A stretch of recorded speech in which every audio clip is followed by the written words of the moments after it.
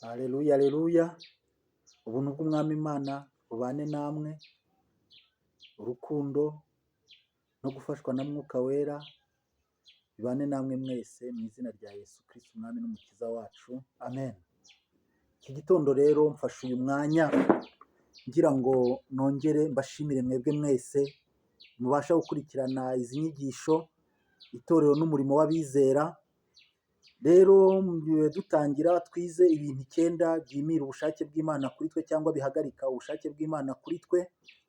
Nyuma yaho yo kubireba twageze ku marembo 7 umukristo nyakuri agomba kunyuramo n'imyitwarire 21 ayanyuranamo. Rero ubushize twari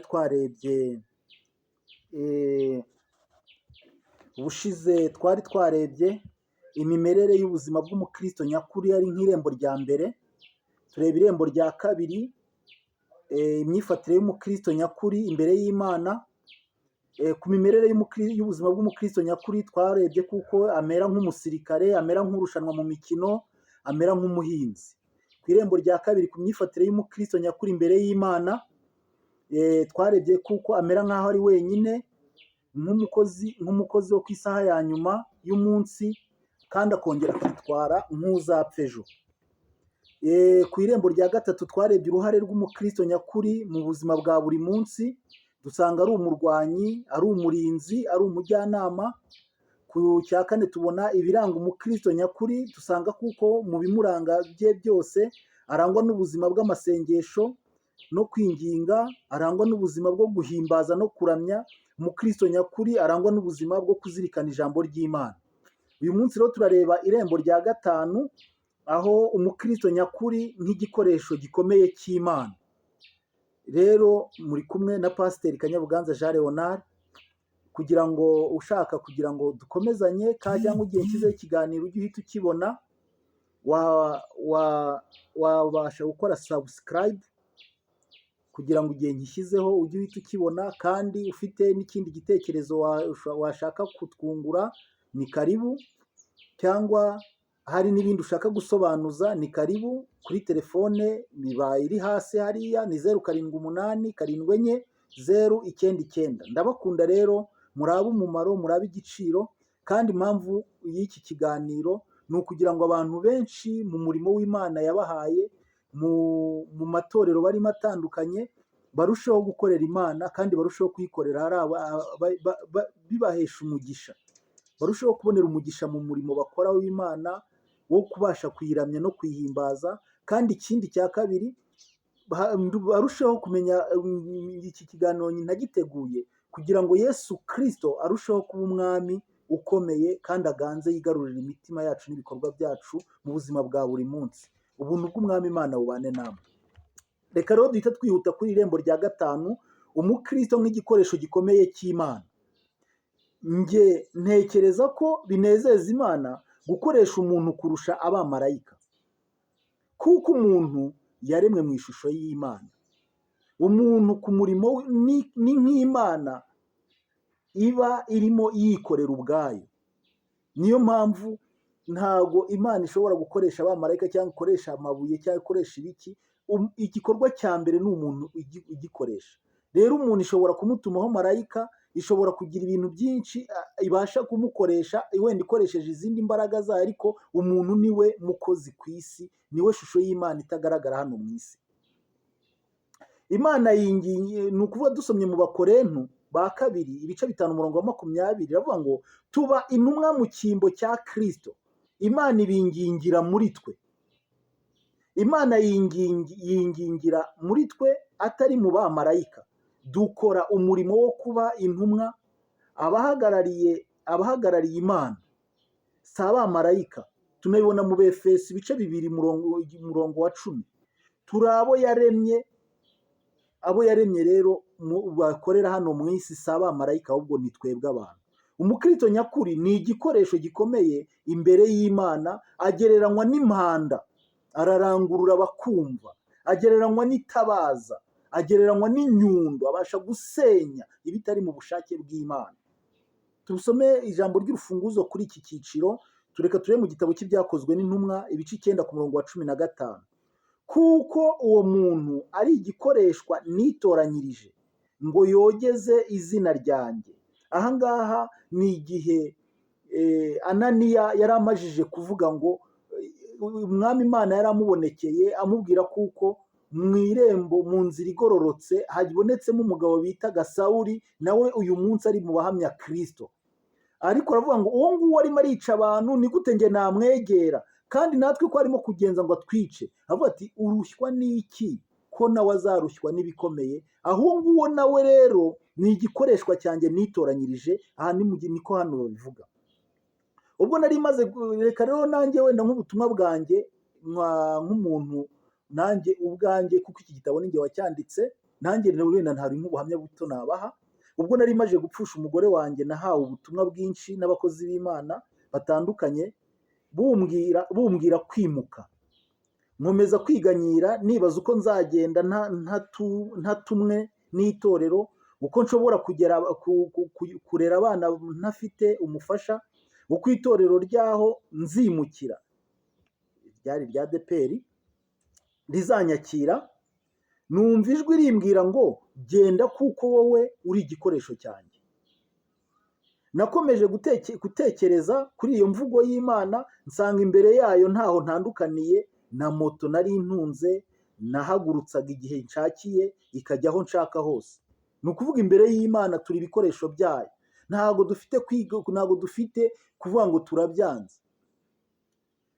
Inshuti muvandimwe, turi ibikoresho by'Imana yadutoranyije kugira ngo tuyikorere. Reka rero duhere ku cya mbere, igikoresho cy'Imana nk'impanda.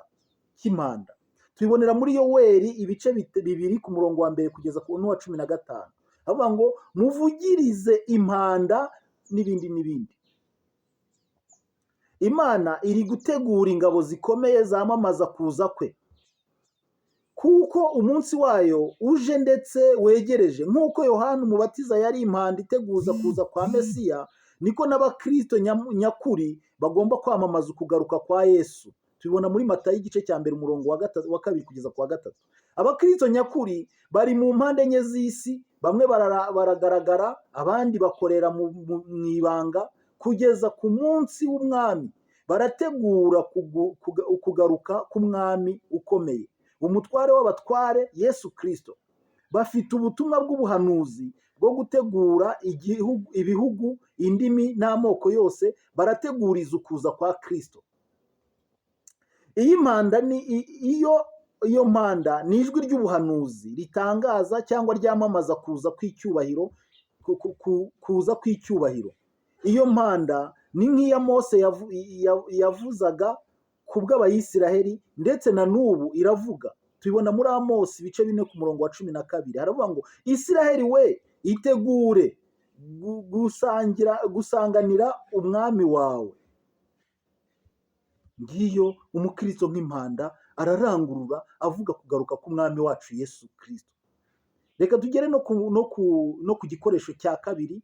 Umukristo nk'igikoresho gikomeye cy'Imana agomba kubaho nk'itabaza. Tubibona mu Bafilipi ibice 15 aho havugwamo amatabaza, ibice 2 ku murongo wa 15. Abakristo nyakuri ni amatabaza amurika mu isi y'iki gihe, buzuye imbaraga z'Imana kugira ngo bamurikire amahanga. Amoko atandukanye bitegure gusanganira umucunguzi wabo. Amosi ibice 4 ku murongo wa 12. Umuyaga n'umuraba bishaka kuzimya umuriro wabo, ariko ntibishoboka, kuko uwo muriro bakoresha uva ku gicaniro cy'umubavu uhumura neza kiri imbere y'Imana. Tubona mu Byahishuwe ibice 8 umurongo wa 3. Abakristo nyakuri baraka muri iki gihe cy'ubuhenebere, bariyemeje banatwarwa no kumurikira abari mu mwijima, kugira ngo bakurikire umucyo w'isi, ari we Yesu Kristo. Tubibona muri Yohana ibice 8 umurongo wa 12 cyangwa ibice 9 ku murongo wa 5. Abakristo nyakuri bamurika nk'amatabaza, ni ibyitegererezo muri iyi si, kugira ngo bakurure abantu benshi bave mu mirimo y'umwijima bambara intwaro z'umucyo. Tubibona mu Baroma ibice byaho 13 umurongo wa 12. Rero aba umukristo nyakuri nk'igikoresho cy'Imana, n'itabaza, n'itara, n'urumuri. Reka turebe nanone umukristo nyakuri nk'igikoresho cy'Imana cy'inyundo. Tubibona muri Yeremiya ibice 23 umurongo wa 29. Mbese ijambo ry'Imana nirimeze nk'inyundo imenagura urutare. Urutare risobanura amabuye menshi akomeye akoze umubiri umwe n'ubutaka. Muri Bibiliya amabuye y'urutare agereranywa n'umutima ukomeye winangiye ubutumwa bwiza. Abantu benshi ntibashaka kumva ijambo ry'Imana, ndetse ntibashaka kumva intumwa z'Imana. Iyo babwirijwe ubutumwa barikakaza. Urugero rw'umutima w'ibuye tubona muri Ezekiyeli ibice 36 umurongo wa 26, cyangwa muri Mariko ibice 4 umurongo wa 5 umurongo wa 16 kugeza ku murongo wa 17. Abantu benshi batakaje ndetse banahakana ukuri kw'ijambo ry'Imana, bahakana kubaho kw'Imana ndetse n'ubumana bwa Kristo, inzira y'ukuri n'ubugingo. Turi mu buhenebere butigeze kubaho. Birakomeye kubwiriza ijambo ry'Imana. Abagabo n'abagore baratukwa, barasuzugurwa, baranengwa n'ibindi. Ubukristo mu bindi bihugu bwabaye ibuye risitaza abatari abakristo. Bamwe mu bakristo benshi baragayisha ukuri kw'ijambo ry'Imana. Nyamara umutima wa Data Imana uri ku bahungu n'abakobwa be bafite ijambo rye mu mitima yabo. Imana irimo irita ku bana bayo kugira ngo ihamye ijambo ry'ukuri muri iyi si irimo gutakaza umurongo no kwigomeka.